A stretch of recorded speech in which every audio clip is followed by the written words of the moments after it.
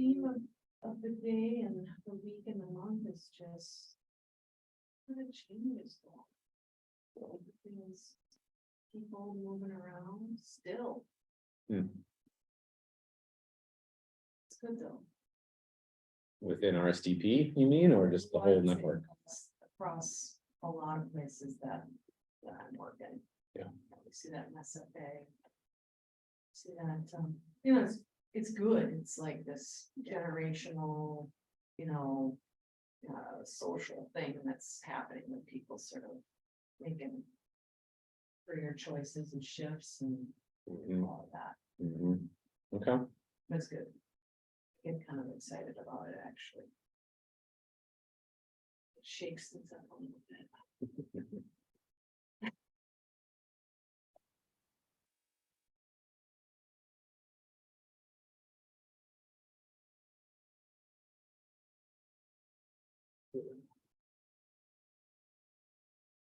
We get that spreadsheet from you, Don. Did you see it? Our worlds have been upside down, tours, Oh, stuff, and I know. it's just been nuts. And I still teach. You know, so I had to that's get why I my never class done. complain. You Done. never complain. Yeah. Saajewa, first of all, just wondering if you can hear us, and also please let me know if I'm mispronouncing your name.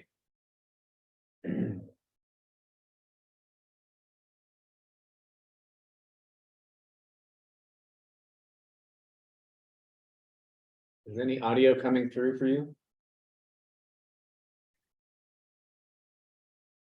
Hi, I'm here. Hey, And this is Fernanda, Fernanda? the new assistant professor in the department. great. She works on lipids Yeah. and flavor. Yeah, Oh, She's okay. going to be on a lot of the proposals. hope so, yes. I'll put you on. Nice. Stop by. So the flavor, are you now running the flavor center? Helping Gary right now. Gary take over. I just sent a message to Gary. I'm meeting with him this Yeah. afternoon. Gary is still there, but So, eventually, so just say what we have. So we have this new pennycress line out here. Yeah, It's an oil seed and it's unique. In that it has a really sweet aroma. oh, fantastic. All right, so as you walk by it, so we want to no, set it up and see if we can. Yeah. If we can do a GC analysis of what the compounds might be. Yeah, the profiling, yeah. But we need to do it today, tomorrow, in the next couple of days. Yeah. So can you do it? Could you put a bag around it and pull air? There is a way to like, Or there, or do you need to have an absorbent? we can do both actually. Do you have the absorbents? Like, but do you wanna like, we could put like, I work with solid phase microextraction, so we could add the fiber, like trap the fiber in your bag. If it's possible and call That's what we did was when we were working with, what's that big bushy flower? That's in bloom now. The purple one, Lilacs? flat, what is it? Lilacs? Lilacs. Oh, wow. We did the full array of genetics Nice. on lilac and looked at the full array, and I remember we did in fact have. An absorbent. Yeah, so you Yes, put like we the need fiber that has absorbent coating there Do and you leave have, there. do you have them? I'm buying them, because I'm just, it's been a month since I Yeah. tried it, but You Yes. here a whole damn month. Would anyone else in the department have them? Gary has a couple of Gary them, should have. yeah. Alright, Gary- so but what we Gary would doesn't love- like the technique. So what we would like to do is just, that's the reason we'll talk to them this Yeah, we should afternoon. talk. If you wanna jump on Yeah, the we line should. with Oh, us. yeah, I'll be good. yes, Yeah, she is What? one who is eventually going to take over, yeah, all those analysis, so. she's even though I going to really be like on. working with Gary. Yeah. Okay. But anyway, he doesn't like SPME, by the way, but he would probably suggest another way to follow, because what he does usually is like he collects the sample, then he does the extraction. of the sample, but not if they. in that fiber. Yeah, Yes, no, PV fire. yeah, he doesn't like, he does part of he does other types of the extraction of volatile compounds. I like SPB just because it's fast. Well, we love conflict. That's, yeah. I think like, he's like, it works, yeah, Very yes. cool as we've done. Yeah.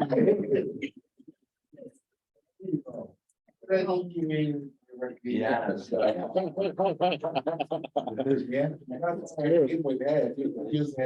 Yeah, so it's really sweet that we tried to get a hold of a Beta Corporation. Because that's who I did the work with previously, 15 years ago, Nice, but you know how but things it go. depends within time or no? What's that? It depends within time, the sweet aroma goes away or no? Does it It's change stay. over time? Oh, well, it's still there, actually, but we don't want to wait too long. And let's go. And lose it, yeah. It's in the field blooming right now, Yeah. along Larpenteur. That white plant that's along Larpenteur. That's so cool. Yeah, so it needs, Right now, it yes. needs to be done, like Okay, in the next couple of days. okay, yeah, I In think, my opinion, Yeah, just in for case sure. that it's, the aroma is still there. yeah, of course. Yeah, we can do other technique, or we can do SPV, but that's not put in the bag, we can collect the samples now, because we don't have a percentage to the volatile in a bag right now. But I don't know if you collect, when you collect it, it still smells sweet, or it goes away. We haven't done that. Oh, okay. We haven't done any. Yeah. When we did it out on the lilac, we had glass chambers Yeah, that you'd fold over. yes, they put this Yeah, big fiber in yeah. it, yeah. But we don't own those. It was the Beta Corporation that had them. Yeah, and it works very fine. It's so nice. I did it on mango. They were trying to look like internal pull-ups of mango, and you just put stick the fiber. Thank God for bringing her this. Yeah, The first good thing you've done. right. Mitch, more pop stuff, right? More puff stuff. For 80 people. Yeah, 80 to 90. Is that gonna work? I still have some. Yeah. Is this Don in the room? Hi, Don.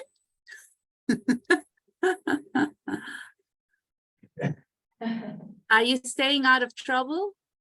No, we just got in trouble already. It took less than a minute. I know. Well, when there's George around, there's always trouble, right?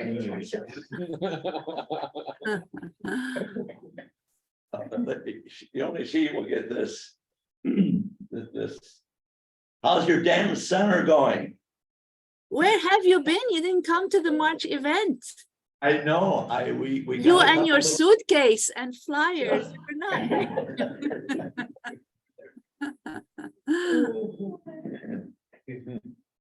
Good to see you. Good to see you as well. One of these days I'll come down and bother you. Yes, I would love to. You haven't been around for a while. I haven't. Did you retire yet, Don? Oh, stop it. It's the only reason you came online was to say that. The only reason. Hmm. The answer is no. I can, yeah, I got it. He's not done yet. Okay, Alrighty, folks. Well, I don't want to delay things too long, but I just wanted to share some photos because Don and I got to do a pretty cool thing yesterday. We are invited to the signing of the new agriculture bill, which includes 800,000 a year for Forever Green. So extreme gratitude there. Base long-term funding. Good. So just a few pictures. We have our governor with sheep, as well as the ag commissioner here. And so we're on this really cool farm, Medicine Creek Farm up north, near Finlayson. And they do grass-fed lamb and cattle and pastured hogs and pastured chickens and maybe some veggies. I'm not sure. They do CSA sales in Duluth in the Twin Cities. Really beautiful place. And they have an Airbnb if you're ever looking for a rural getaway. So I'll just click through some pictures. These are the ones that Don took. And the governor, this is Senator Eric Putnam, who is the chair of the Senate Ag Committee. This is Chair Samantha Vang in the House Ag Committee, both supporters. It started to rain pretty hard, so we had to gather in this little, pretty small lean-to area for the like 40 or 50 people who were there. There's a table where Governor Walz signed the bill. So I think this is milling around before it gets going, and then we have some speechifying going on here. This is Hannah Bernhardt. She's the farmer, one of the two farmers here at this farm, talking about their operation and how this bill is important, especially all the beginning farmer provisions and the soil health provisions, which is really great to hear. You know, the governor saying a few more things. Look who's in the background there. And then this is kind of at the end, I think. And hey, we got a good selfie, Don and Tim. I don't think I've got some pictures too. I don't think there's a lot more that they add, but that's just some pictures of the farm. This barn was moved onto the site from southern or southeastern Minnesota by one of the farmers, picked it up, moved it, reassembled it, and that's where the Airbnb is. So it's really nice, really nice in there. That's kind of the group size. There's quite a few people, more than I expected. Camera crews. I drove in behind somebody driving a Porsche convertible. And I was like, who is this? So yeah, I asked and someone was like, oh, those are the broadband people. Because there were $100 million in the bill for building out broadband. Yeah. So a little different than what I drove to the meeting, but that's okay. A little lamb made an appearance, which was pretty cute, and more speechifying under the lean-to area. Again, Senator Putnam, farmer, Commissioner Peterson, and Christy Purcell, who's a huge supporter in the House. So it was really awesome to be there and just get to see all those folks, get some pictures. I didn't make him laugh like that, but it's a real laugh. He's not faking it.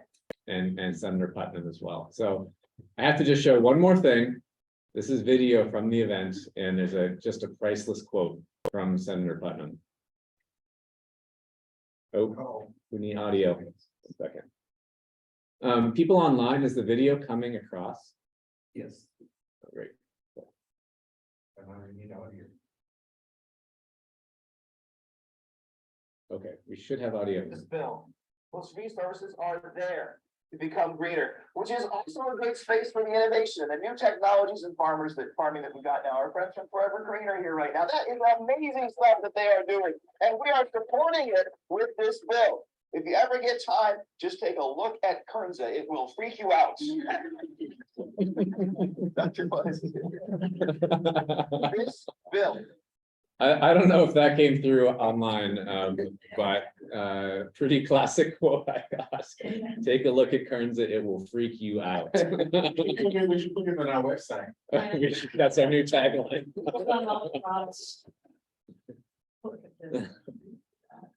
Okay, that's all I've got for updates.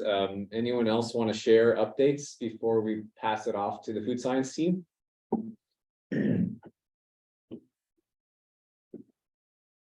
Anybody online have anything to mention? Is it the $6 million biennial for the grant program? I don't know if that's been signed yet, but it is passed. It's in the governor's hands now.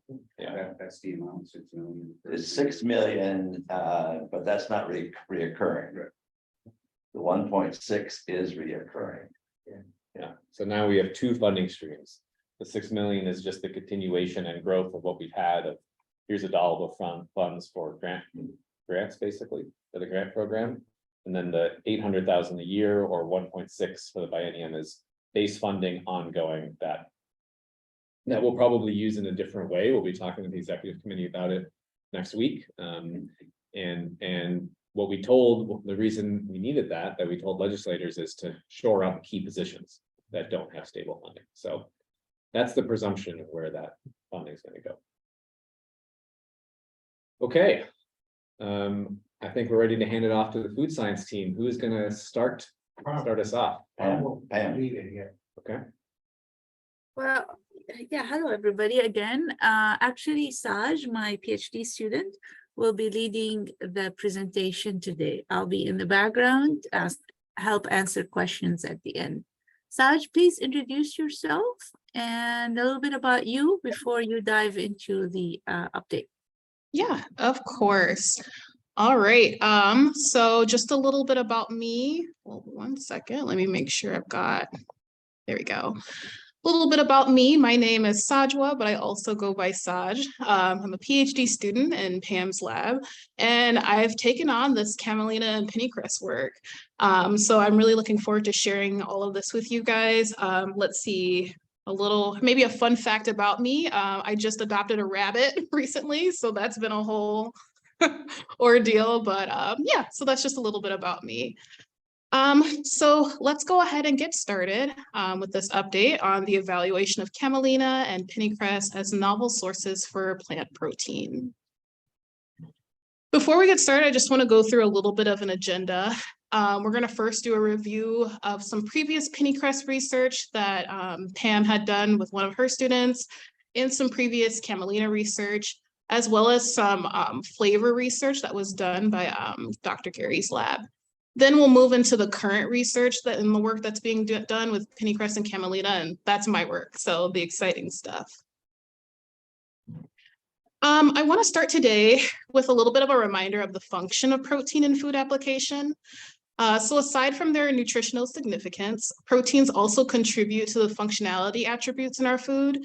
So things like solubility and gelation, water holding, emulsifying, foaming, texturization, all of those things can be attributed and supported by protein. So how well these functional characteristics are going to perform in food application is really dependent on the intrinsic factors of the protein. So things like its structure and composition. And by modifying or paying close attention to the structure and composition of the protein, we can improve the functionality and nutrition of our proteins. So this project does this by focusing on selective breeding, as well as controlled processing conditions. And that's what we're going to talk about today. I want to start by highlighting some of the previous research done by Rachel and Dr. Pam on the impact of extraction conditions and breeding on the structure and function of pennycress. A lot of this has been presented in a previous presentation to this group, so we're not going to go into too much detail, but this will just be a good overview.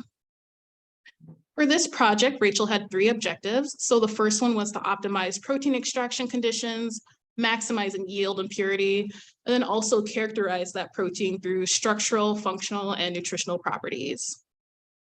Her second objective was to evaluate the effects of targeted protein modification on structure and function, as well as texturization potential of pennycress.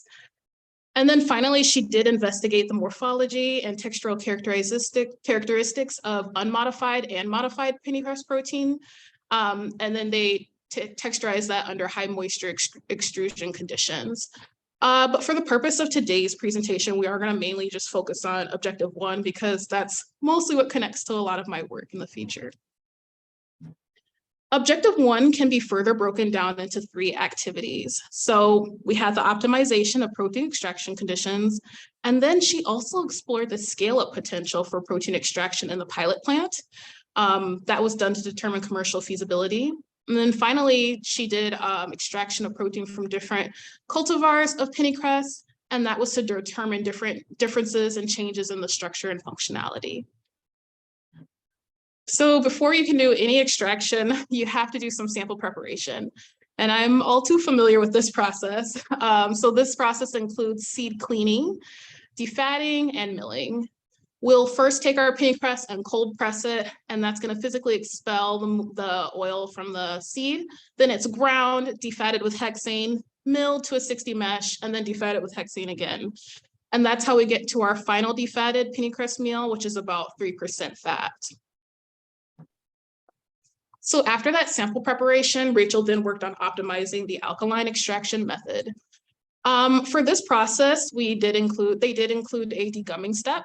And then after that, it was separation of the protein from the polysaccharides, and then it was solubilized. The protein pellet was solubilized at alkaline pH, separated again, and then the protein was precipitated at its isoelectric pH. After that, the protein is neutralized, dialyzed, and freeze-dried. And you can see there in the photos what that kind of looks like for us. Here are the results of that optimization trial, which really was evaluating the effectiveness of degumming, the number of solubilizations, time, pH, all those different parameters. And you can see here that the highlighted portion was determined to be the optimal extraction parameter, and that was based on protein purity and yield and also functionality, which was tested later on. One thing to note with alkaline solubilization is that those high alkaline conditions can cause oxidation of the phenolic compounds in the pennycress meal, and that can result in a difference in color, a darker color, and also some off flavor in oats. So to help with this, sodium sulfite is added, and Rachel tested the addition of sodium sulfite at 0.1, 0.2, and 0.4%. And it was determined that the addition of sodium sulfite at higher percentages, so 0.2 and 0.4, resulted in protein aggregation, and that can negatively impact functionality. So it was then determined that the 0.1% addition of sodium sulfite was optimal for helping with that color, and then also maintaining the integrity of the protein during alkaline solubilization. So that's alkaline. Rachel also optimized the salt solubilization method for pennycress. And she also evaluated the industry feasibility of using ultrafiltration with this process.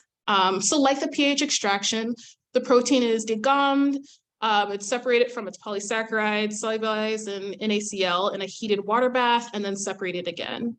The protein is then neutralized, and then it goes through ultrafiltration, which is helps remove the salt, and in addition to that, dialysis. And then finally, the protein is freeze-dried. So you can see there in the photo just kind of the difference in what the protein isolate is looking like after that process.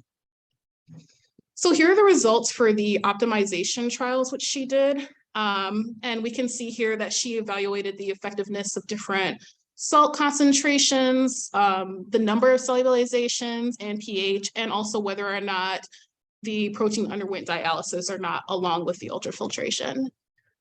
We can see that that highlighted portion there was the optimal extraction parameter. And again, that was based on, the protein purity, its yield, and functionality later on. So now I also want to talk about her scale of extraction, which was really great work that she did, evaluating the feasibility of the salt extraction coupled with ultrafiltration in industry. It's a very similar process to what I just described previously, except for there is an addition of pasteurization and spray drying instead of freeze drying. So Rachel had quite a few samples that she was working with, and these were the ones that she had. Native soy protein and commercial soy protein isolate were also there, just as a comparison to a protein that we're really used to using. But she did work with wild type pennycress and also a zero uracil acid variety. And again, she did a complete structural and functional comparative analysis of the pennycress varieties against one another. So that was comparing like salt extract to pH, as well as the different types of pennycress. So what that looks like is things like protein profiling. We're looking at denaturation temp, surface charge, surface hydrophobicity, and secondary structure for structure analysis. And then for function, things like solubility, water holding capacity, gelation, emulsification, foaming. Those are the kind of tests that she did. So here are just a summary of her conclusions on what she found in that work. So the salt extracted protein isolate was superior to the alkaline extracted isolate, and that was seen by a higher protein purity and increased functional properties.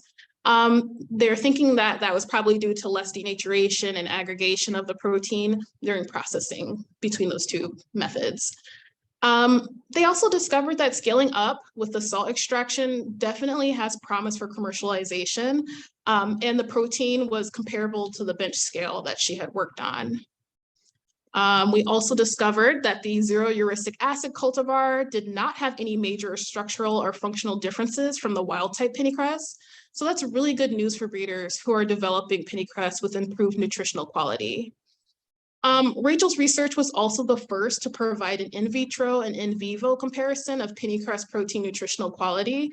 And so what they found was that the defatted pennycress meal and then the salt extracted protein isolate had TDCAS scores that were comparable or even better than other plant proteins. So that's definitely a win in the nutrition category.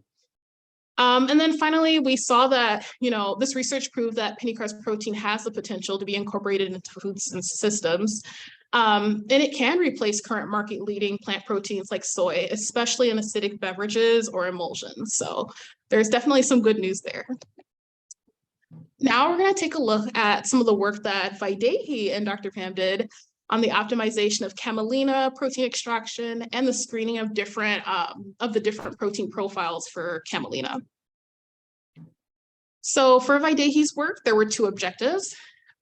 First was, again, to develop the method to produce camelina protein isolates, optimizing yield, purity, structure and function properties, all of that good stuff. And her second objective was to screen camelina lines for protein profile, looking at structure, functionality, and ultimately looking to develop optimal lines for food use. So like pennycress, the sample preparation was done before extraction optimization. And then the defatted meal that was obtained underwent a degumming step. That was to remove the high levels of soluble gums or mucilage that was present in the camelina. These gums can form thick, viscous solutions when the camelina is dispersed in water, and that can cause issues with processing and impact protein solubilization. So that degumming step was definitely important there. For her alkaline solubilization method, the proteins were solubilized at a pH of 11, and then they were precipitated at pH 5. These pH conditions were optimized based on preliminary screening work that she had done. So that's kind of similar to what Rachel was working with. Let's see here. Those precipitated proteins were then neutralized. They were dialyzed to reduce the salt content that had been developed. And then the protein was freeze-dried, and that's what that process looks like. And that's just an example of what the dialysis looks like. Those buckets are very heavy. You'll develop some arm strength doing this, and I definitely have. You hear that, Pam? She nods. Okay, and then this is what our camelina protein isolate looks like, the pH solubilized one. So just keep that in mind. So like I mentioned previously with Rachel's work, we know that pH at high alkaline extraction at high pH can cause some oxidation, resulting in a darker color and even some undesirable aromas there. So Vaidehi also added a reducing agent, sodium sulfite, to help mitigate that. So different levels were measured again and compared, but it was determined that 0.1% sodium sulfite would significantly improve the color of the protein extract and lead to increased protein yield and purity. So at the end of the day, the optimized pH extraction method was able to produce a camelina protein isolate of 83% purity and a protein yield of 63%. And you can see there, if you look at the photos, just that difference that the sodium sulfite can make there. Very cool findings. So now for her salt extract, her salt sample, there was definitely a degumming step that went through for the very same reasons as I mentioned previously. And then we had to again consider the impact of salt on protein functionality in this case. So she also tested ultrafiltration. And really, when you think about it, there are some necessary washing steps that require a lot of water, which can ultimately be costly and unsustainable, especially once you scale this up and it becomes commercialized. So the work that she did exploring ultrafiltration as an industry feasible method to remove salt was definitely needed.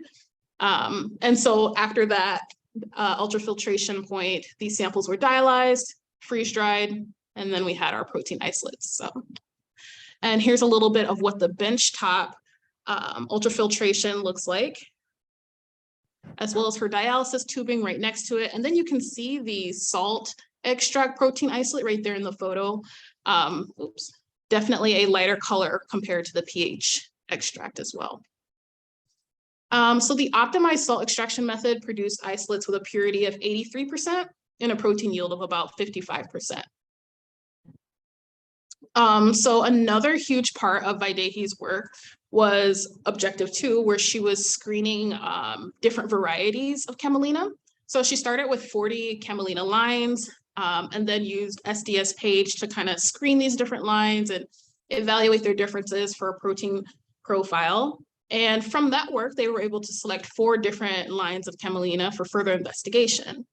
So these seeds were planted in the greenhouse, and the goal was to produce enough seeds for protein extraction and characterization. And one thing I did want to just point out, we had 1 spring line and 3 winter lines with this camelina. But due to some time constraints and there were technical issues, Vaidehi was only able to obtain 2 out of the 4 lines successfully. So we're going to come back to these 4 lines later on when we begin talking about my research, because I happen to have finally gotten them. So the work continues. Yeah. And of course, Vaidehi went through similar structure and function, comparative analysis for camelina varieties. That was also a part of this project as well. It's kind of similar to what Rachel had done too. So some conclusions for the camelina protein research. So it was discovered that the winterline pH isolate had inferior solubility, but superior gelation and emulsifying properties compared to the springline pH isolate. We did see that the springline salt isolate had better or comparable gelation and emulsifying properties compared to the winterline salt isolate. The commercial soy protein isolate did have higher gel strength than the camelina protein isolates, but the camelina protein isolates did show comparable water holding capacity to commercial soy as well as commercial pea protein isolates. And then also the camelina protein isolates did have superior emulsification properties compared to commercial soy and commercial pea protein. So that's definitely great findings. Now we're gonna, of course. You mind if I jump in with a question? Yeah, let's go. On the previous slide with, there's trade-offs, it sounds like, both among camelina lines and between camelina and other species. So does that mean that, it just depends on the application, and in some applications you want the water holding capacity, sometimes you want solubility, and so, it would just need to be targeted to the right application, or do those deficiencies take this off the table? Oh no, I wouldn't even call them deficiencies. I'm going to call them differences. And it doesn't take them off the table at all. It really does depend on the application. So, there might be a case where we want to use a camelina for emulsification. This is a great point for it. It may not do well in other areas, but definitely depends on the application you're using it for. Okay, thank you. Can I add? Yeah. I'm going to add something here. So there is not one protein that functions excellent in all different applications.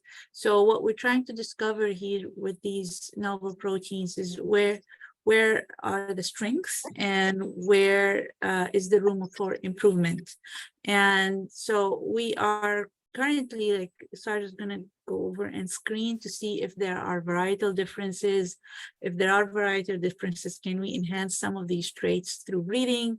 If not, what else we can do? Part of her work is looking at combining different proteins with different strengths and having kind of a synergistic effect on, not only functionality, but also on nutrition and potentially flavor as well. So here we are just exploring the potential of these crops. Yeah. Yeah. Thank you. Great question. Thanks for that. Yeah. Okay, so that's going to take us into some of the flavor work that we've come across. And I don't, well, first let me give credit. This work was done by Gary's lab and Devin McDonald and Gary's lab. And we're just going to cover some of the trends that they found with camelina and pennycress in their work. But I do want to say, I don't know if you guys have ever had a chance to really work with camelina or pennycress seeds, but they're very strong in odor, or aroma, I should say. And, we can definitely do a little bit of work to help improve that and make them a little bit more neutral, so it can be applied in a lot of different applications for food use. That's what we want. So flavor work that was needed. One thing that Devin did was there has been research to understand the flavor profile of camelina and pennycress, but not a lot. So there wasn't too much knowledge. So the good thing that he did was look at the inherent aroma compounds within the seeds, and then also the aroma and how it develops with protein extraction, and comparing the different methods we've been talking about, alkaline and salt solubilization. So we're gonna go ahead and take a look at some of the trends he noticed. Starting with pennycress. So the pungent aroma of pennycress can be divided into 3 different categories. There's the cinegrin compounds, garlic aroma, and there are also like oxidative aromas that can develop. And these can result in like a horseradish garlic aroma, very pungent. You might get a little bit of, sometimes when I'm doing extractions, even I can feel it burning. If I'm too close to my container, I can have my eyes water a little bit. So there's that. And where these compounds are the strongest really depends on what state the seed is in. So is it the defatted meal or is it the actual isolate? There's a difference in that. For camelina, there's definitely a much milder aroma compared to pennycress, but it is still very much present. And this aroma can be described as like by 3 different categories. So we have the lipid oxidative aromas, we have amino acid oxidative, and again, that's cinegrin. So that can result in a large range of odors. Some of them can be off odors. They can be strong in the seed. Again, it kind of depends on where you're at with that. So aside from those trends, Devin and Gary profiled and compared aromas between pH and salt extracted protein isolates for both camelina and pennycress. And this is where they discovered that the salt extracted method had minimal odors compared to the pH protein extracted method. And so that makes that salt extracted method best suited for a flavor guided extraction. And the flavor guided extraction idea is what's going to carry us into my work, which I definitely am enjoying going through. So this is looking at enhancing the viability of camelina and pennycress through breeding and blending. And really what we want to do here is help validate these crops and their potential for human food application. So my research objectives, the first one is to screen several different breeding lines of camelina and pennycress. And we're looking at varietal differences in protein structure, function, nutritional quality, and then that flavor. And just a reminder, all of this is flavor guided. So we're using that work that I just talked about from Devin. The second objective of this work is to optimize a blending ratio of camelina, pennycress, and winter pea protein. And really, we want to optimize that for nutrition, functionality. I also should have added flavor and texturization in there, but those are definitely some key components that we're looking at. And Saj, then, can I quickly make a comment? So Saj has been talking about camelina and pennycress, but we also have another master students working on winter pea. What we're trying to look at that, we have the part of our project is to compare winter pea to spring pea, to look at the viability of utilizing a winter pea as a source of protein as well. So that work is ongoing as Saj is working on camelina and pennycress. We will get information on winter pea and also again strengths of each of these different protein sources and how to put them together for a synergistic effect or outcome. Just a quick update on that. thanks, Pam. Okay, and then so the third objective of my work is evaluating the texturization potential of whatever optimal protein blend, which is coming, using the twin screw extruder, and then also the nutritional quality and sensory perception of that texturized product. So some really cool stuff. The expected deliverables from this work, we're really hoping to get a holistic evaluation of varietal differences among camelina and pennycress. And that's going to help with the development of these crops as sources for functional protein. We're also going to get structure, function, flavor, and nutritional data for the optimal blend of camelina, pennycress, and winter pea. And then we want to understand the potential application of an optimal protein blend and in a meat analog.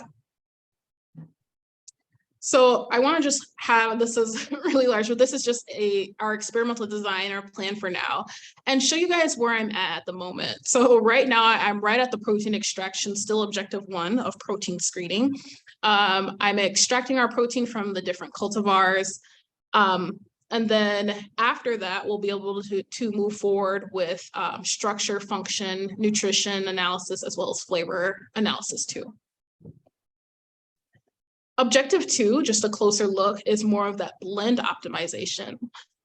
So we're really, after we evaluate the flavor differences between the camelina and pennycress cultivars, we're going to be able to optimize whatever blend between the camelina, pennycress, and winter pea using response surface methodology to help us with that.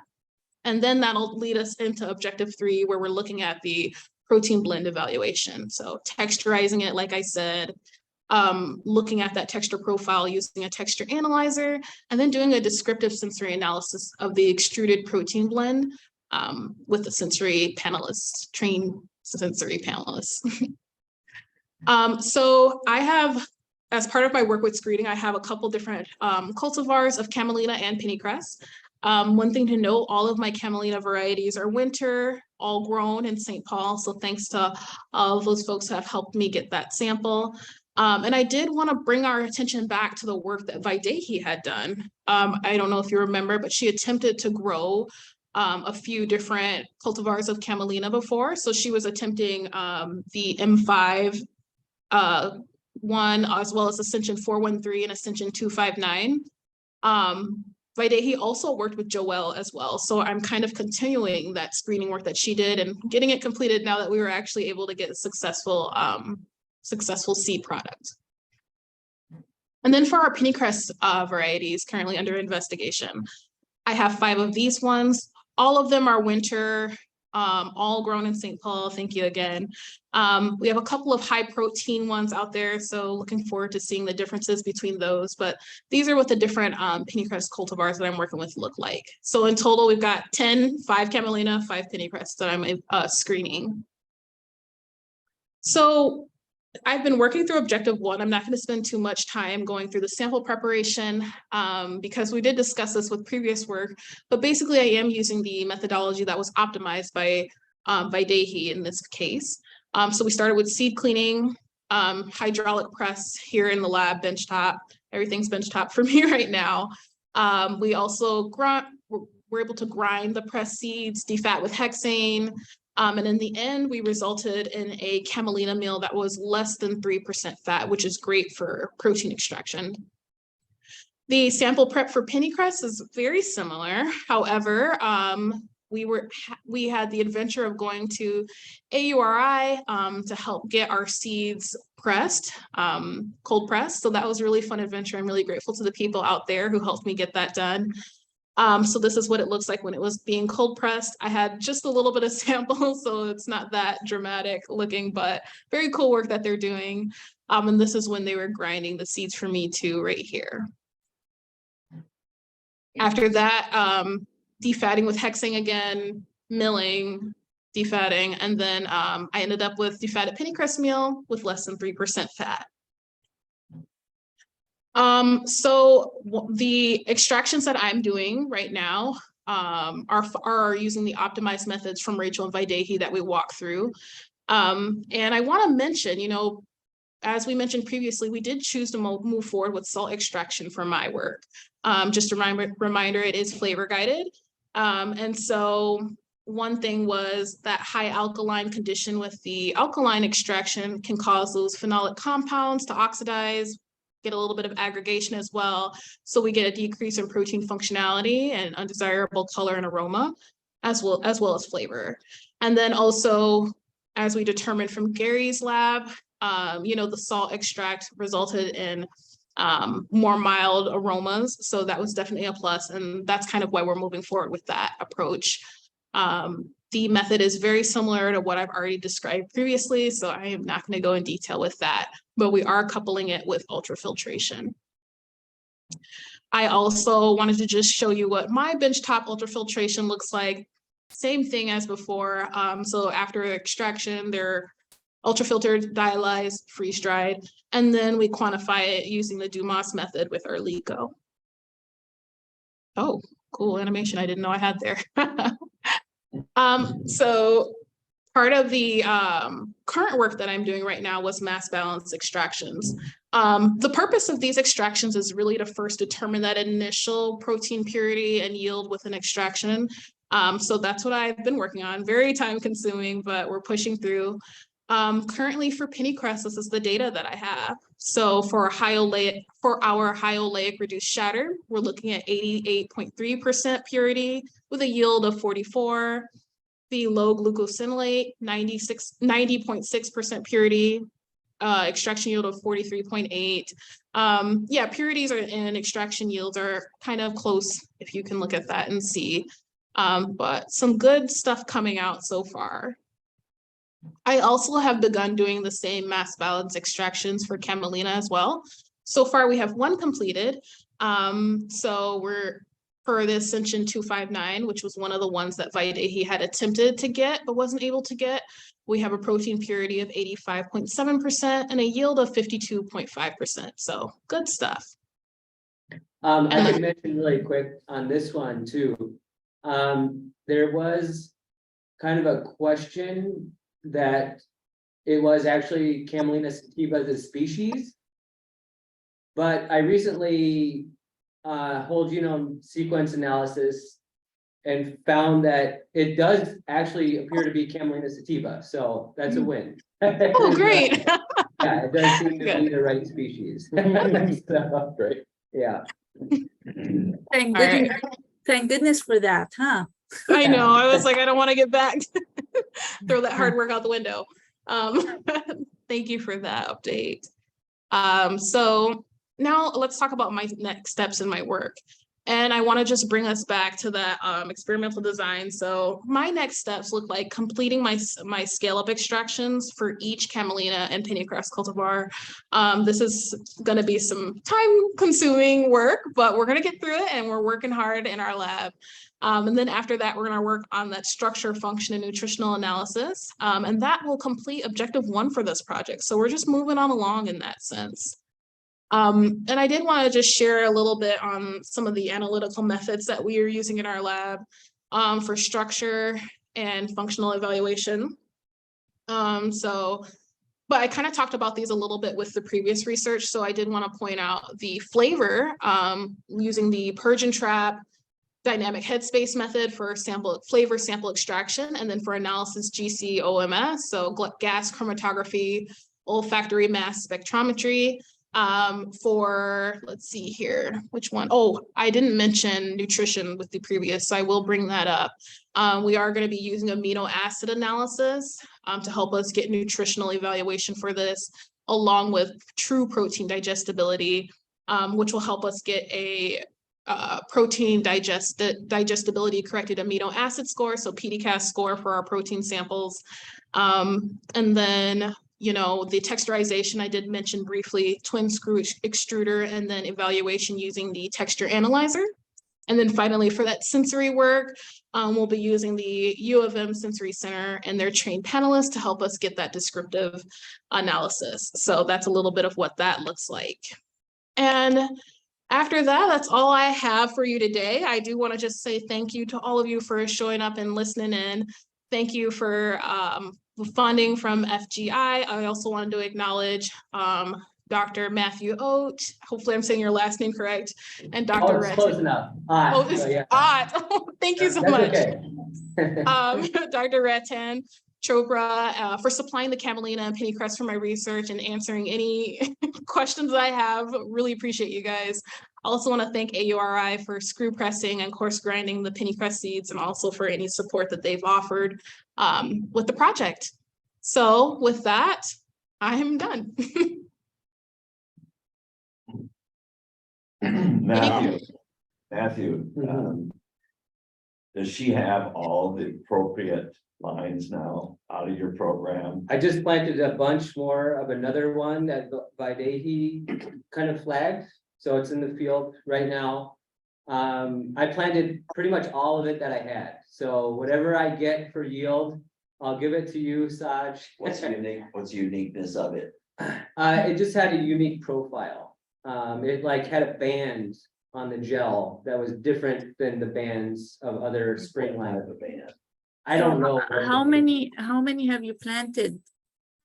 I there? planted, I think it was like 100 rows of it, plus, these are 5-foot rows, like 100. No, I 5-foot mean, rows. sorry, how many different lines? One line or? Yeah, just the one that he flagged, that we didn't have enough seed of. And this one was not among what Saj has already? Right, yeah, we didn't have enough seed of that one, so I did a seed increase of it this spring. I don't think, okay, Saj will not like me if I tell her do Yeah. another. Yeah. So yeah, she's already saying Pam. Okay, Yeah. so but let's get the seeds and maybe I will have an undergrad do the work for that. But you expect to have seeds when? Yeah, this June. This June. Okay, well, Maybe we'd early love to July. we'd love to have what you have, but Saj, I won't give that to you, don't worry. No, I just want to make sure that there's this link. You know, Mhm. as the seed becomes available, I'm not saying automatically it gets run, but making sure they know. That there's other materials there that we have to figure out how to get assessed one way or another over time. Yeah, and one more note I'll make too is, so, yeah, we got, a bunch of camelina sativa. They were labeled as camelina sativa accessions from different seed banks. That accession 413 looks phenotypically pretty different. I just submitted that one for whole genome sequencing. So I'll be able to tell you in a couple months if that one is actually camelina sativa. But I do know 259 is, so. So that's I another- think Matthew, maybe we should, is that Matthew who's talking? Yep. Ah, okay. I can see very well. All right, so I think what we need to do, Matthew, is it would be wonderful if to combine the genome information with some of the information we are getting in terms of differences and see if we can do any relation kind of identification of any relationship or any correlation. That would be a nice manuscript to put out if you want to collaborate on that. Sure, yeah, yep, absolutely. Yeah, so we will take that offline and maybe set up a time to talk. Saj, if you can put this on the calendar for some time to talk about this. So when was the last time that there was a visit with David Marks or Julia about the material that's being advanced in relationship to the set of pennycress lines that are currently being evaluated? How long ago was that decision made? So Saj was in contact with Julia and Julia was the one that provided the seed. Is that correct, Saj? Actually, I wasn't, Rachel was the one who got the seed and it was already here when I started. So I didn't have contact with Julia. What It year was- was that? That was 2021, fall of 2021. It was already set up when I came in. However, I know that Jean has been in contact with Julia for her sets of samples. So I just want to make sure that that there's this continuity in conversation as new materials are developed. Yeah, I don't mean it just feeds in, but Yeah. there's additional work that needs to be done, making sure that all of the work is current. yes, I think George and I have attempted to put a grant together with Julia for the MDA, and we didn't have much time to develop it, but George, we talked about setting up a time to meet with Julia to connect and see what's going on. Is that still something we're going to do, George? Yes. Well, again, with the RFP coming up here soon, Yeah. and so we're encouraging everyone to Yeah. really start thinking about.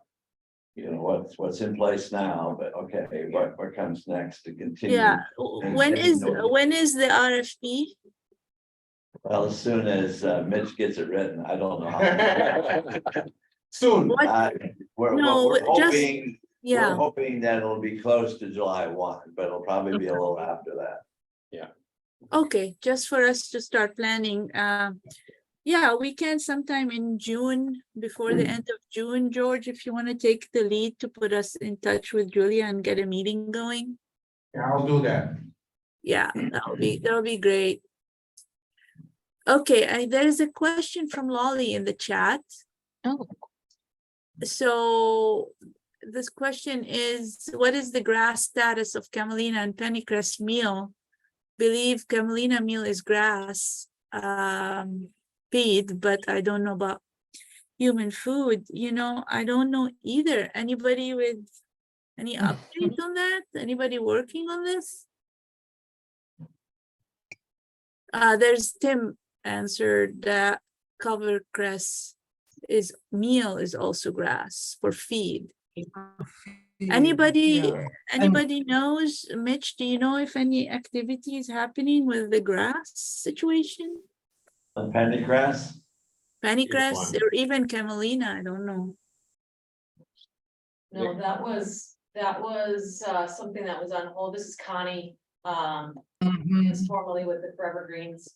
And Lolly, it's really still at that same, to my knowledge, place it was when I left a year ago. So it's just I know that we had, at that time it was around camelina oil. And that is, I believe, is kind of on hold because I think we sort of had a proposal of how we could move forward, but there wasn't funding for that. So I didn't know if anything changed or if there was anything different with the meal versus the oil, but that's one thing, you know, it's difficult to start thinking about commercializing or promoting the use if it's not grass for food. So I don't know what the answer is because it's an expensive process. This is Nick Jordan. I can update on that. We spent a lot of time preparing for a grass application, and you know, it's a kind of a multi-phase thing. It needed, as of when we priced it out about 18 months ago, about $85,000. Yeah, right. And so we should, I think at this point, just put that money on the table. I think so. Unlike back then, we can come up with the dough. So right. So Nick, is that Agreed. for one, like for one grass application, 85 or for two? that was for winter camelina, Pam. And that Okay. was just for the oil, wasn't it? I don't recall. You might have been closer to Yeah. that. Okay. I think maybe we can consider putting something for Evergreen RFP just to get grass for meal for pennycress, for camelina, and also maybe oil too. But we need to, you know, have a champion who would really take this on as a project and maybe work with AORI. I don't know, Don, what do you think? Is this plausible? Well, this has been floating. This has been floating for 5 years. Yeah, shouldn't it be, And there's all the various players, and we did some work to try and pull it together. But it's one that's kind of setting in, as Nick has said, in that stage of development, that there needs to be a team that takes it on for both pennycress and camelina, working within this institution and our partners. And actually put a strategy together and bring the resources. The Forever Green team, you know, I'm sure would be willing to put resources forward, but I don't think it should be an entirely Forever Green investment. I think there should be shared responsibility for moving forward with grass on both of those species. Shared responsibility, you mean bringing in industry or what do you Yeah, the full array of folks, our partners, and some of our partners are online. I think that there ought to be a joint venture. And if one of our partners wants to take it, but I don't think it should be entirely on the public sector to fund all of that work. I think it should be a joint venture, or if, I think it ought to be a joint venture. Because it's an area of investment in common. Mhm. Right, so if we get it, everyone benefits, just as we did with Kernza, right? And Patagonia played the primary role in getting grass stature for Kernza. Right. So who was the key lead for getting grass status for Kernza? Patagonia. Oh, okay. See, and the issue, I mean, it's difficult to get like a CPG company to step forward because like a General Mills, they expect an ingredient company to do that work. And so, I mean, I think we'd need to identify, I mean, if we wanted to try to get private industry, you know, it would have to be an ingredient company that was interested in commercializing, I think. We have a couple of conversations ongoing, some of them pretty intensive with some companies that I think would be interested to partner with us, but we just haven't put this particular issue on the table yet. So we need to do that. And I don't know if through PPIC, Pam, you have partners that you can think of who might be interested in chipping in the meal side or not, but you know. So of course, I think always of Cargill, and I know Connie, you had led some effort with conversation with Cargill around camelina. Was it only around feed at the time? No, there was conversation about food at one point there, but there was a bit of a pivot that happened because of some of the early analysis that was coming out about these crops for food application. It was early, and so it was coming out a little negative. And so at the time that I was there, Cargill pivoted more towards that feed and biofuel angle. Lolly, I think you might remember particularly the field day that we had. Right. Yeah, I wish Cargill being big and in our backyard, I wish we can entice them to take that on. I don't know. I mean, we tried, I tried at one point to bring that to the table, and they would just take forever to make a decision, and then it falls off the table. Yeah. So the question is, do we think we have enough evidence to show that these can be used for food applications? Because otherwise the companies won't come on board. So we need to put together. I mean, I know we've done a lot of work on it up to now, but is that enough to convince them that, hey, these can be used for food applications? There is enough. We've been doing this for 5 years, and we have a lot of data. And yeah, there is a lot of promise in both. She's right. I mean, that's the reason that this investment is being made, right? So maybe Yeah, now, we have the data. We just want them to listen and to broaden their horizon and be willing to champion this. Well, I think there might be more openness now. So I'm in pretty close touch with them and can just put this on the table and. Yeah, for sure. I mean, Mitch, you and I can talk about it further, and bringing in the contacts who are PPIC partners too. Maybe that will help a little bit. Yeah, I think that's a great idea.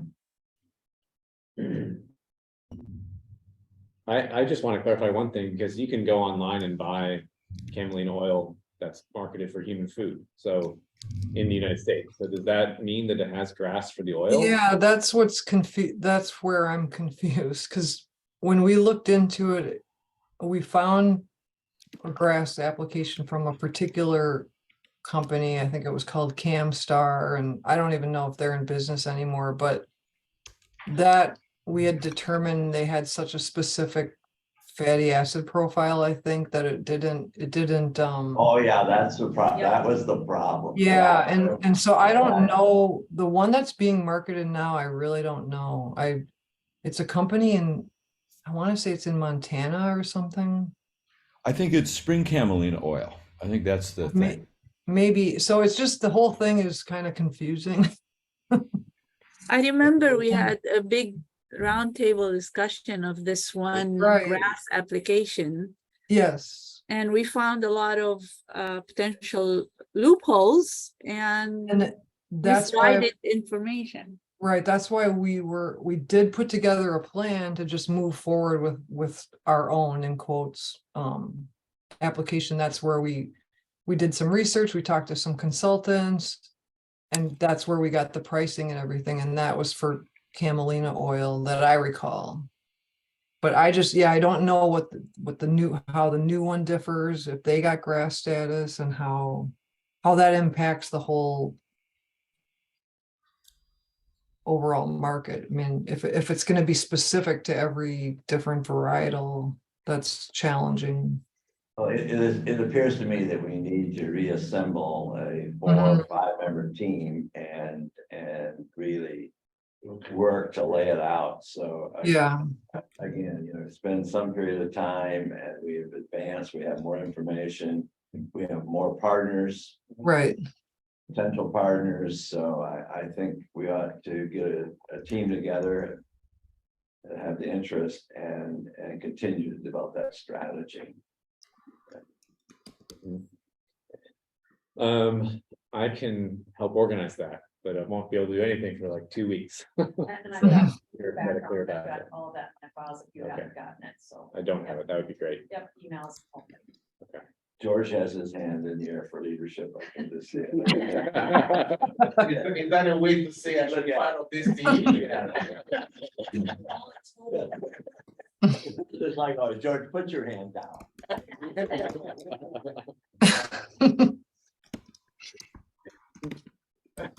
Tim's got his I hand guess up. I'm part of the Tim, team now. what do you have to say there, Tim? Yeah, I just wanted to compliment Saj and Pam. That's a great work. I'm so happy to see progress on both new sources of protein food, and also just I guess towards the end maybe you can compare them to canola protein concentrates or isolates, because they're all brassicas, right? And my understanding, canola is clearly ahead, and maybe because both species are following footsteps of canola, maybe I would like to understand, can we continue to follow the same path as canola protein is taking? But also want to make a comment that my kind of gut feeling, and that pennycress by itself, the black seed, unlikely to be grown commercially for some time at least. And I see actually a significant sort of issue if it is grown and it's intermixing with the yellow seed that the covercress company calls covercress, right? If you want to continue to on the path of characterizing the protein for something that will be commercially available, I suggest you either take some covercress varieties, which I can help to kind of organize access to, or at least I know that David's got all kind of mutations that you can create a covercress proxy.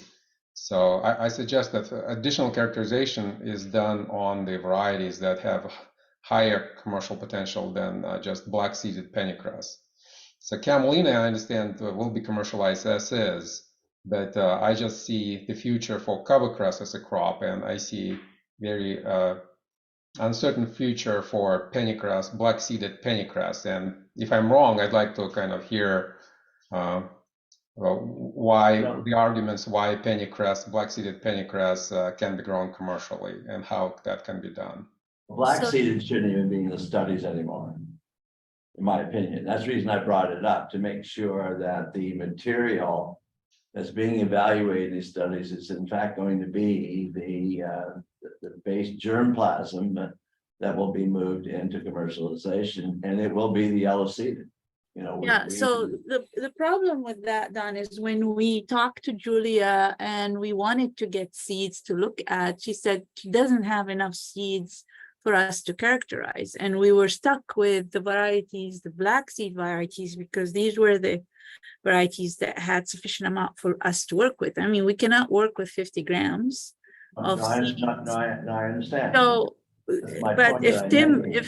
if Tim says he has varieties of the light color seed varieties in sufficient amount, yeah, we would love to get a hold of these varieties. Sure, If and you have few pounds, not few grams, though. right. And well, Covercrest as a company has plenty of seed leftovers and so on. So I will be at the scientific advisory board in July, and I'll bring it up. The fact that we'd like to continue the work that we started, but I also think that there is a variety that sort of Covercrest more or less sort of donated to the public, which is so-called ARV1 TT8. And that is a variety that can be increased. I would say it's a genetic variety. It's not GMO, and can be easily increased in University of Minnesota fields as well. Or you can source it from potentially like WinFippen at Western Illinois University or some other sources. So that can be David sourced. I prefer. David Marks may have advanced his yellow seed, right? Yeah. And there may be enough. David, do you have, I think you're on, do you have any seed resources that could be put to this project? Yeah, I have a lot of different things that could be used, and so just a matter of what you're particularly looking for. I have a nice row of TT8 glucosinolate that or low glucosinolate that should give me quite a bit of seed. Kind of at the peak of things, what I have is I have a complete stack of TT8 yellow seeded AOP2 with the low glucosinolate, and then with the high oleic and non-shatter. And that I'm betting I'll probably have a pound or more of it this fall, and I'm hoping to use a lot of that pound for pre-commercial field trials. And anything, of course, that comes out of that, then that material can be used for in-use analysis and such. And so, and I have other lines too. I don't have the list in front of me, but certainly, yeah, if you want to get a conversation going with me, just let me know. Great. Yeah, when I kind of was listening to Saj presenting the results on meal made from black seed pennycress, it has darker color than the meal that's produced from yellow seeded. It also has this obvious odor coming from sinigrin derived compounds and so on, and all of that's going to be reduced in yellow seeded varieties. So I think even the functionality results may be different. So I would say it doesn't make sense really to me to continue characterizing black seeded pennycress unless there will be a commercial future for it.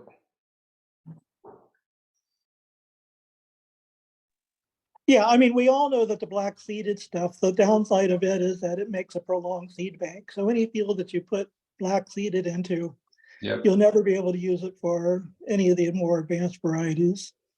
Yeah. Unless your advanced varieties have herbicide resistance, which I'm Black, assuming Covercrest coming up black with. seeded is going to be continue to be a weed, and yellow seeded is going to be right now it's an emerging crop.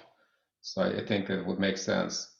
I have a quick question for you guys. We are planning a pilot plant scale production of protein from pennycress. And currently we have one black variety that we were given 100 pounds of.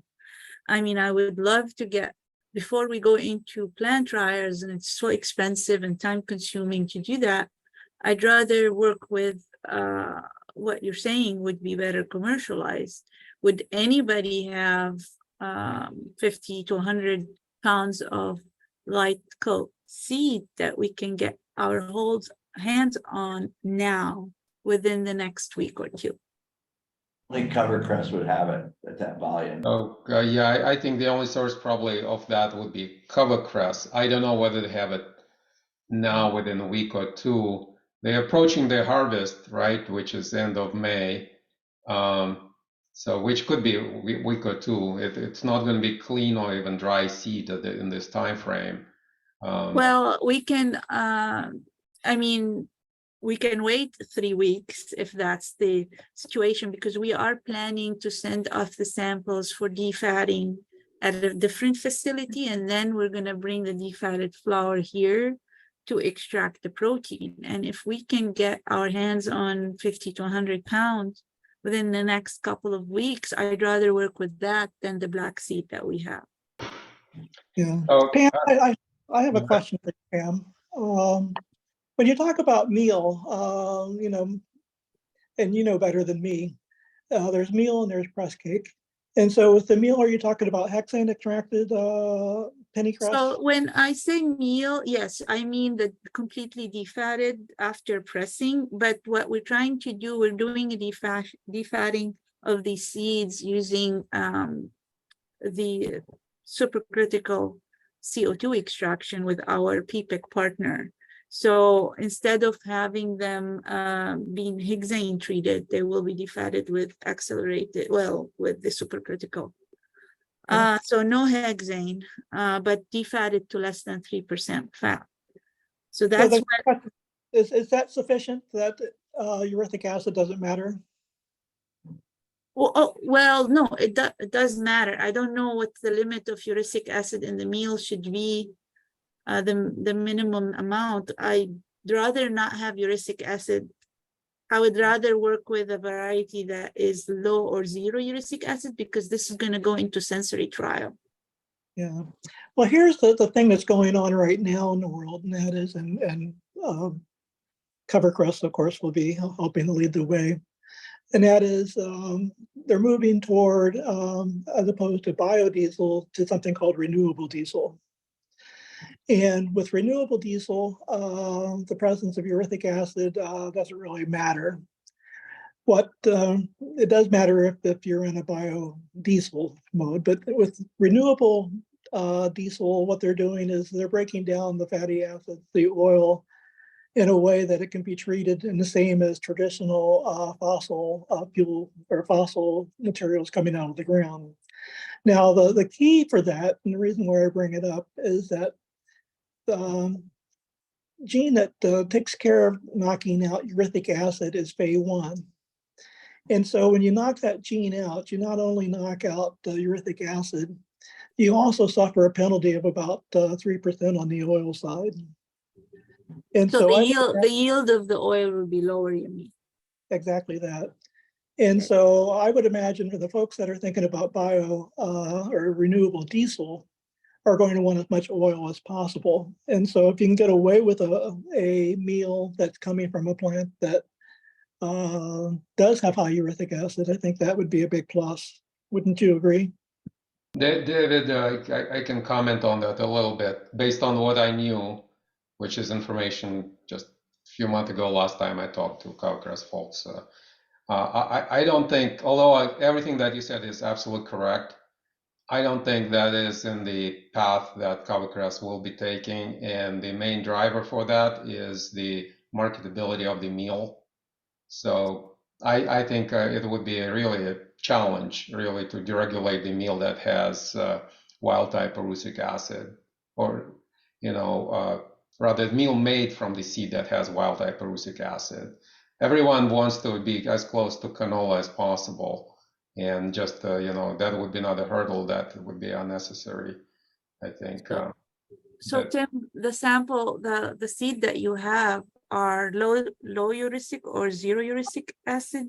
Yeah, to my knowledge, look, that is #1 trait we introduced, you know, together with John Sedbrook and David Marks, low erucic, and pretty much all varieties have low erucic that are being developed at Covercress, to my knowledge. So back to my question to you, Tim, how soon can you get us, or is it possible to give us seed Yeah, And that part I don't know about the seed availability, especially, if it has to be from last year's harvest, that means that it has to be somewhere in storage.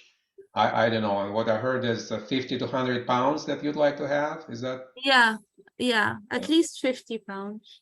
Yeah, so that potentially is doable, but I'll have to make a call. I'll make a call. I'll connect with CoverCress folks this weekend. I'm meeting with Mike DeCamp, the CEO of CoverCress, in early June. So I should be able to have the answer to you hopefully next week. Yeah, that's great. I don't know why my name turned out to be Yeah, Saajewa. I'm wondering too.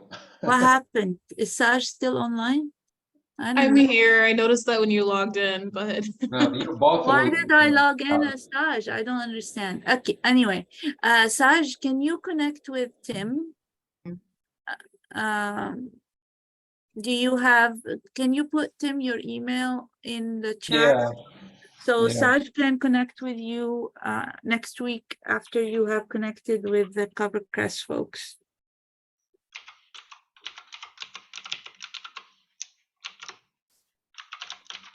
And keep Mitch Hunter in the loop.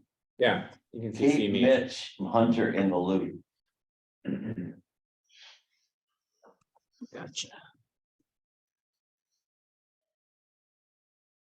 So there is a hand by. Yeah, maybe going back to my question about sort of how these two emergent sources of plant protein compare to canola protein. Yeah, so we haven't compared them to canola protein. It's a good point, Tim, that you made. I want to look to see if I can get my hands on some commercial source of canola protein. I know DSM produces canola protein concentrate. So Saj, can you write that note for us to follow up and see if we can get a sample? We have contacts at DSM. Thank you. It's an excellent point. We always compare to soy and pea, but since canola is out there and I think the SM has a product already out there, it's good to look at it. Yeah. One thing I'll say too that I just went wow the other day is that the winter pea folks really got some good varieties out there too. And so I think it might be fun if, I don't know if we have any FGI meetings left, but to get an update on the winter pea that came through the winter. Don, would that be something we could do? Well, those guys just reported In the fall. Right? in the fall. Let's see. We certainly could set up a tour, have those guys invite you out to a tour, or we can show you where the hell they're at. And Yeah. I think it would be good, maybe a small group of us if we meet, because we're definitely waiting for this winter pea harvest, because we're working on comparing winter pea to spring pea, and we're waiting on Steve to give us 50 pounds of winter pea.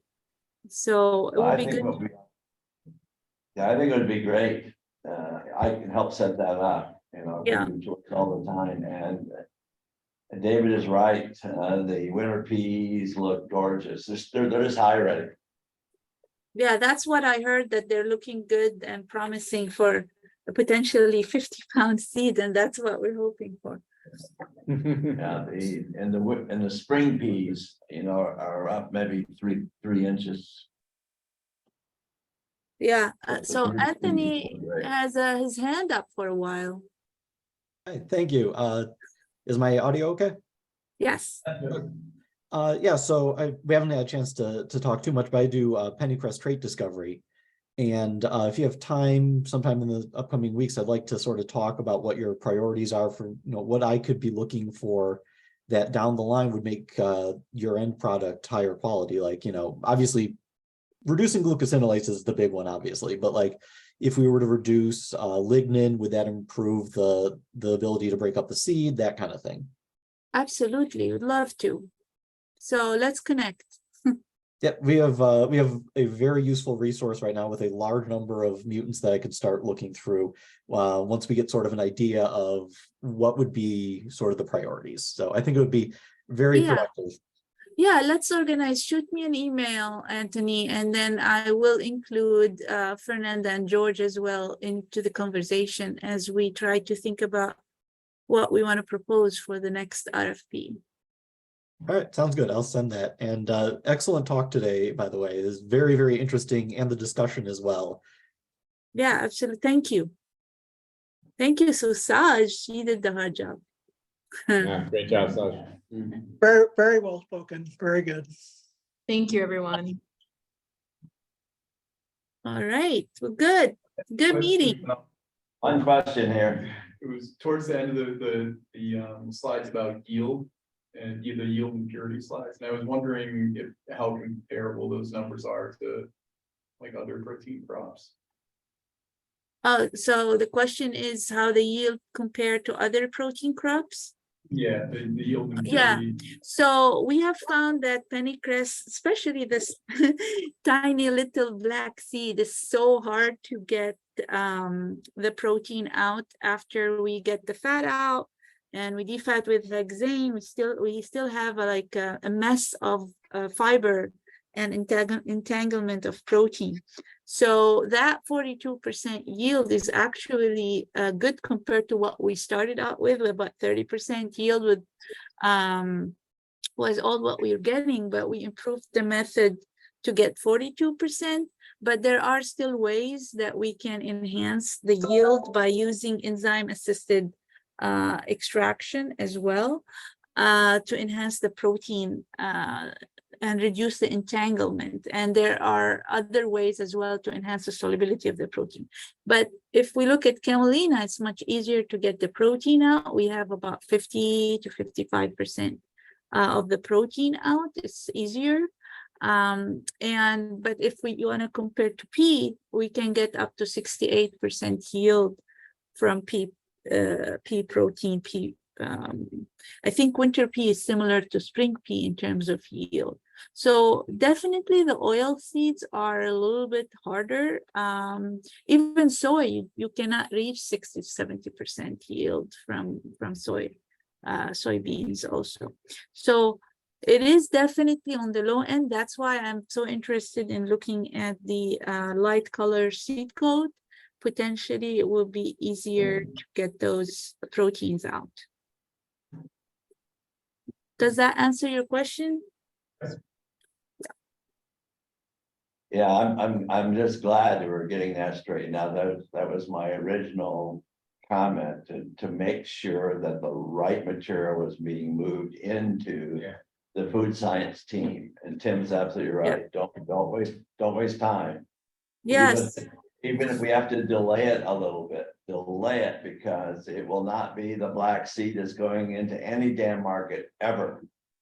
Now you're telling us, Don, after 5 years. Well, I told people many times that sometimes people don't listen. So that's the problem. They don't listen to me either, Don. So yeah, so that's exactly right. I mean, the whole programs are moving, all the programs are moving to that light seed, yellow seed, because the dormancy issue, if we cannot put a weedy species on the landscape, it has to be non-weedy and it has to have that trait. So you can do some discovery with the black, but that's not what's going to be on the landscape. That's not what's going to go commercial. Yeah, so I really hope Tim can provide us then the yellow seed variety for our pilot plant trial. Very good. Okay. So, David, are you still on? I certainly am. All right, David, there's a Zoom meeting at 2 o'clock, if you can join us, on the volatiles from the sweet pennycress. Okay, we'll try and see what that looks like. All right, it'll be the most exciting thing of the day. What do you mean, Don? Well, David has a pennycress, oh, what do I mean? David has a pennycress. No, what do slide. you mean the most exciting? And you mean that Oh. our work is not Yeah, exciting I want to step forward and apologize for what I just said. Okay. Certainly, I don't take ownership to that comment, so you guys are doing great work and I really appreciate that. I'm just teasing because I like to pick on Don. Yeah, we all do. All right. Okay, thank you, Thanks, guys. everybody. Yeah, thank Great you so much. presentations, and I'm glad we had the conversation. Go with Thank it. you. Yeah. Absolutely. All right. Bye-bye. Thank you, everyone.